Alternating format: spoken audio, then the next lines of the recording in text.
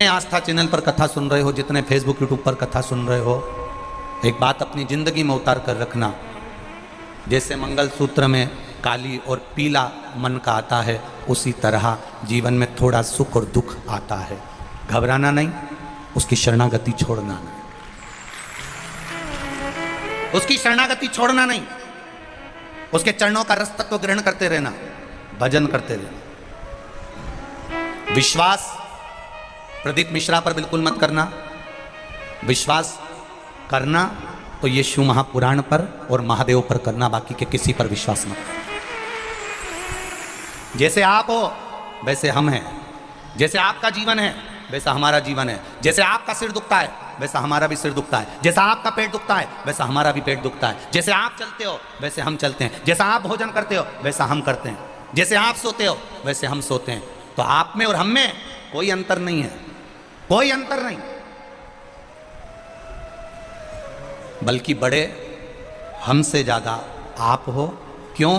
क्योंकि आप अपना अमूल्य समय देकर कथा को सुनने के लिए आए हो। ये माइक तो किसी पगला को भी पकड़ा दो तो वो भी 2-3 घंटा निकाल दे, पर आपके भीतर शिव समाया हुआ है। ये माइक तो किसी पगले को भी पकड़ा दो तो वो 2-4 घंटा निकाल दे, पर आपके भीतर शिव समाया है, आपके भीतर शंकर समाया है।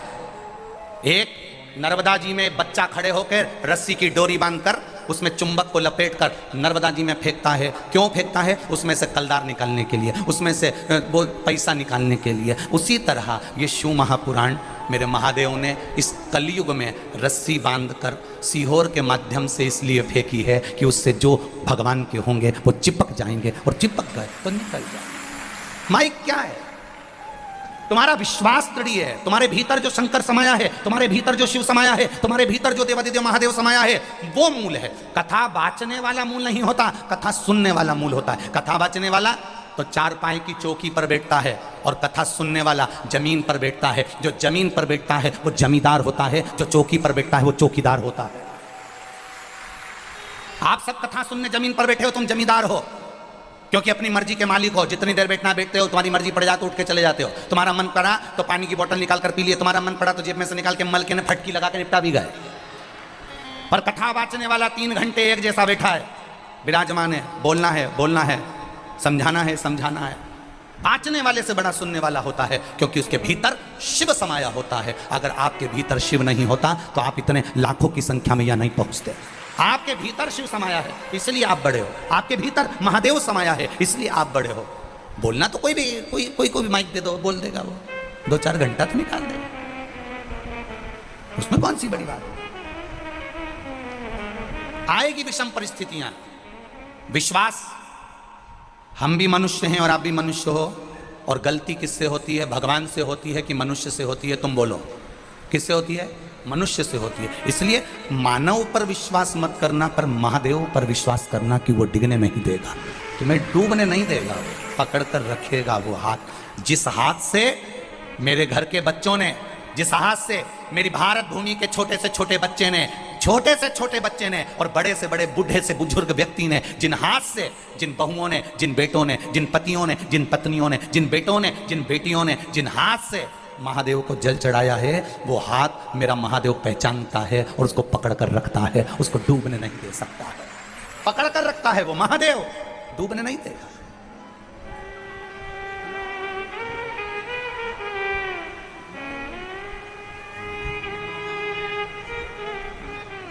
जब एक साधारण सा व्यक्ति केवल छूने से समझ जाता है कि इसकी भावना क्या है, बोलो रिजीजियों सही है कि गलत है? मेरे भाई बैठे हैं, वो भी अंदाजा लगा कर बोलना। अगर किसी व्यक्ति को मात्र छुआ जाए, उससे अंदाजा लगाया जा सकता है कि इसके अंदर चल क्या रहा है, इसके मन में क्या चल रहा है, किस भाव से छुआ तूने। उसी तरह महादेव को मात्र जल चढ़ाने से समझ में आ जाता है कि महादेव से तुम मांग क्या रहे हो, क्या कह रहे हो, क्या कहना चाहते हो, वो महादेव समझ जाता है। मेरा देवादिदेव महादेव समझ जाता है।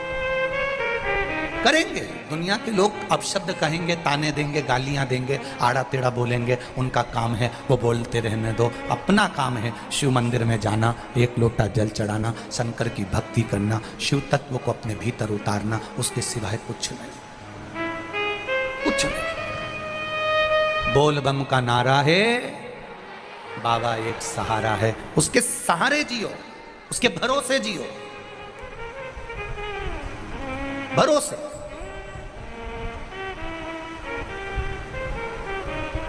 जब किसी का एक्सीडेंट होता है, घर के लोग उसके साथ में नहीं होते, अकेला पड़ा होता है, अकेला।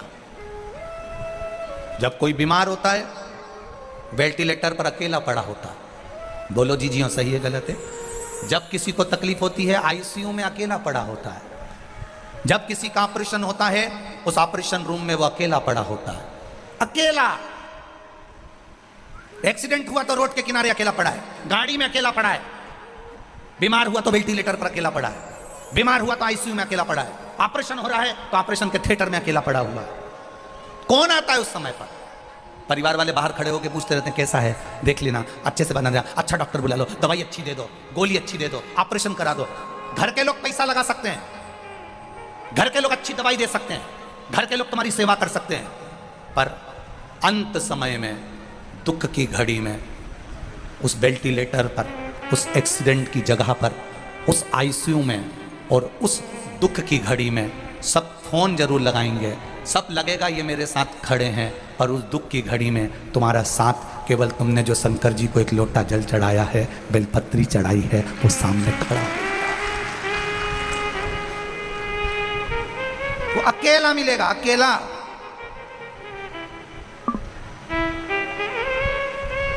और अकेला व्यक्ति किस किस जगह पर बैठता है, जरा ध्यान रखना। दुख की घड़ी में तुम अकेले रहोगे, कष्ट की घड़ी में तुम अकेले रहोगे, और जब ये अकेलापन दुख की घड़ी से जब छूटोगे, किसी राज सिंहासन पर, किसी राजा के सिंहासन पर, कभी तुमने सुना था कि दो महाराज एक साथ बैठे? अरे बोलो तो जम के, किसी का सुना हो तो बता देना कि एक सिंहासन पे दो राजा बैठे हो। कहीं नहीं होता, एक सिंहासन पर एक ही राजा बैठता है, जो दुख की घड़ी में अकेला ठोकर खाकर भी आगे बढ़ना जानता है, वो एक दिन सिंहासन पर बैठना भी जानता है। अकेले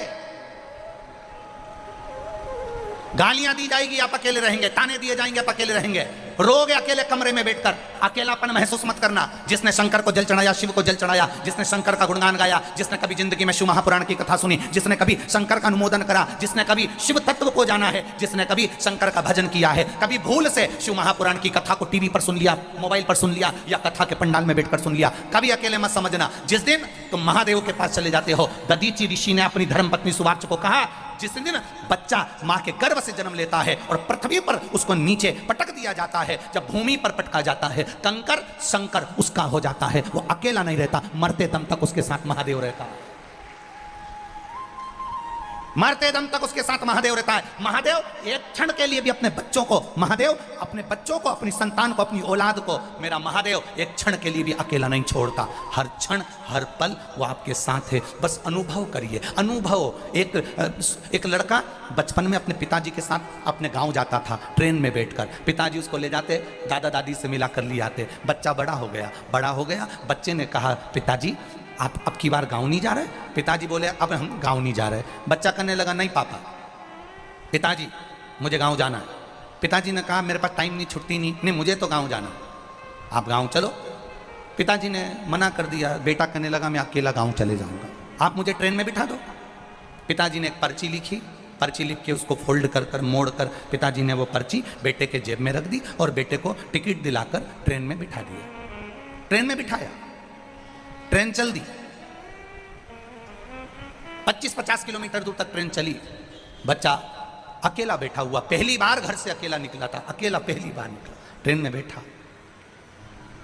थोड़ी सी घबराहट हो रही थी उसको, पहली बार अकेला जा रहा, अकेला पहली बार जा रहा। बच्चे को थोड़ा सा डर लगा, कोई पुलिस वाले निकल कर गए, डर लगा, कोई टीसी निकल कर गया, डर लगा। किसी ने कहा, ये सीट छोड़ो, अगली सीट पर बैठो, उसको डर लगा। बच्चा जब अंदर से घबराने लगा, तब उसने पर्ची निकाली। उस पर्ची को निकाल कर पढ़ा तो उसमें लिखा